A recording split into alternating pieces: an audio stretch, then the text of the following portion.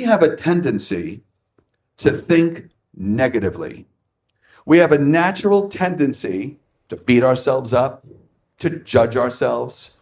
We have a natural tendency not to sit with all of the beautiful things in our lives, the beautiful experiences, the success. We have a tendency to think negative. Can anyone relate to that? That negative internal dialogue. And this conversation that you have with yourself that's negative, in essence, creates your identity. Because your beliefs create feelings. You can't feel horrible about yourself if you're thinking wonderfully about yourself. It's just not going to happen. So your thoughts will create feelings, and now you're going to believe those feelings, and then those feelings are going to lead to behavior. And then that behavior repeatedly becomes what? Your identity. And it all started with really that internal conversation. It all started with your belief system. Has any of you today have a belief that you didn't have 10 years ago? That's positive. You have a belief today that you didn't have 10 years ago. Because that belief was faulty. You believed something that wasn't true. You created this story. And what I want to talk about today is reinventing your life. Reinventing who you are. And the essence of who you are starts with the story you tell yourself. It starts with your beliefs. And our beliefs can come from our childhood, what we've been told. When you're young and your parents or friends or who you're socializing with tells you horrible things about you repeatedly, you're ultimately going to believe that. So your childhood and upbringing played a role in your belief system. But is that belief true? Is it truly a fact? Or is it a belief you adopted from your experiences? One of the things that you have is your life experience. You have everything up to today. You're one person. And everything up to today has led to the story you told yourself this morning when you woke up. You're one individual. Maybe you're 30, 50, 70, one individual. Do you believe, think about this, do you believe that story you created from your one person experience is fact, is 100% true? There is no way that story is untrue. Do you believe your story is 100% true? Or do you think it's possible there's more to the story? Maybe there's a different perception or a different idea. I have a client, his name's Ed, he's in Berlin. And our session last week, he's a perfectionist. And he's an entrepreneur. And he overwhelms himself with over-promising and sometimes under-delivering. Because he believes, and I wanted to hear his core belief. Because you live according to your beliefs. His core belief was, if I want to be a high achiever, I have to have it done quickly. That was his belief. So because of that belief, he now, when he has clients, overpromises, because if he's a high achiever, it has to be done right away. And he believed that. And you know what that led to in time?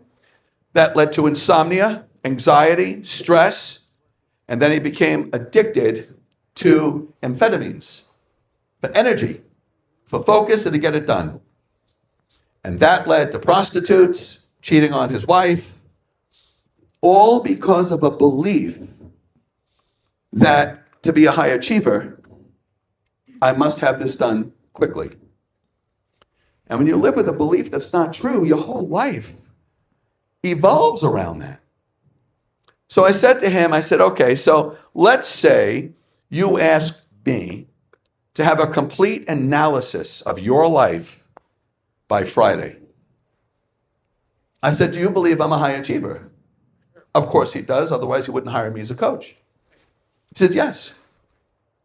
Now, what if I told you that I want to give you the best analysis possible, but I need until next Tuesday?